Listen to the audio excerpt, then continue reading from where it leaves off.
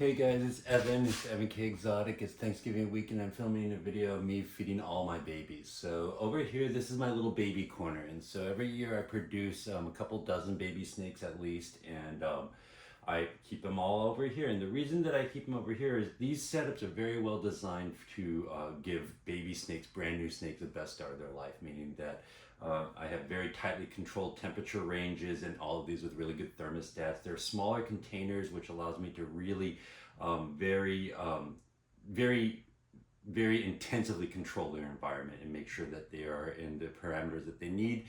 And that's really what encourages them to eat and get them started. So basically, my philosophy with starting newborn, unfed baby snakes is that there are basically two different things you need to attend to with them. The first thing you need to do is make sure that when you're feeding them, other than I should say just providing the right temperatures, but what you should be focusing on in general care is providing them a very small, compact, simply furnished cage at the right environmental parameters.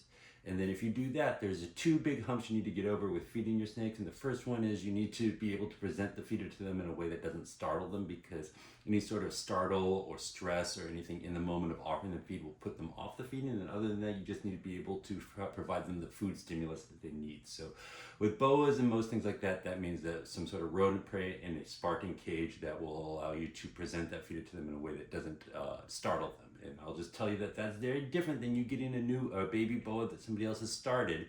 And when people are giving you advice about giving them lots of clutter in their cages, lots of hides, all these types of things, those are good general advice in terms of furnishing your cages. But when we're talking about in the moment of getting snakes feeding for their first time, it really has to do with providing for their physiological needs, not triggering any sort of fear response, and then just simply and cleanly presenting the feeder to them. So that's what I'll tell you, and that's why they set up like this, and they can very quickly after this get moved on to something else. So over here I have 8 Bolivian boas. I got them all started using frozen thawed fuzzy mice, and a very simple setup. I'm going to show it to you, but they could also be at this point moved off because they're going to be having their third meals within thawed. But the other thing I'm going to show you is just here's another little.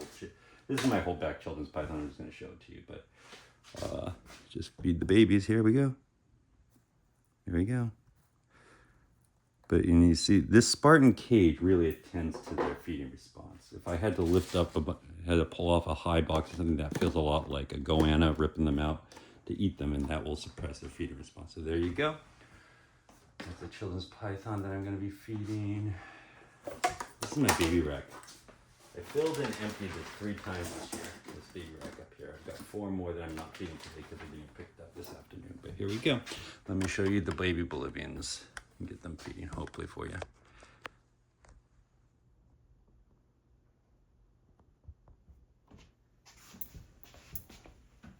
And what I do with my cages is when they feed, I put a mark on it. Or when I attempt to feed them, I put a mark on it. And when they eat it, I circle the mark. So these have 2 marks with circles on them.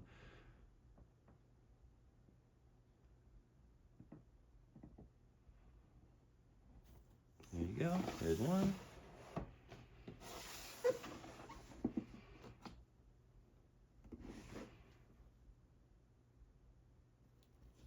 There's 2. Make sure I'm getting everything on camera. Yep.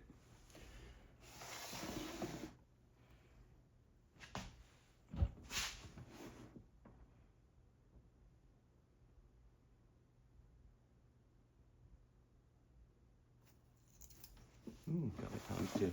And if you see, the fact that I can just open this cage and offer it to him, that's a huge advantage over me having to like rip him out of a humid hide or something like that. So this one was a little shy. This is the softest one in the group. Let me see if I can get it to go.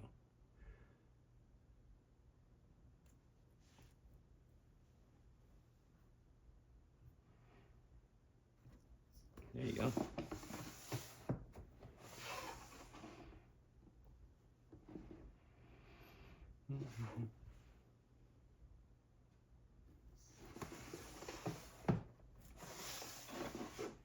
Somebody asked me if these are easier or harder than true red-tailed boas to start feeding. And I don't have enough experience on any of them, but I will tell you this group is particularly easy to get started. But also, it's because I've dialed in my techniques a little more. Don't go swimming.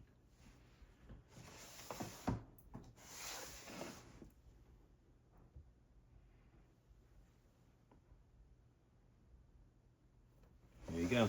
8 for 8 frozen thawed. So that's all this litter. All 8 of them have had their third meal, only frozen thawed every time. That's how I get started. I'm gonna go feed that one last baby that I have in quarantine with that fuzzy, but different snake. But there you go. That's all the babies that I've produced that I still have this year. Bye-bye.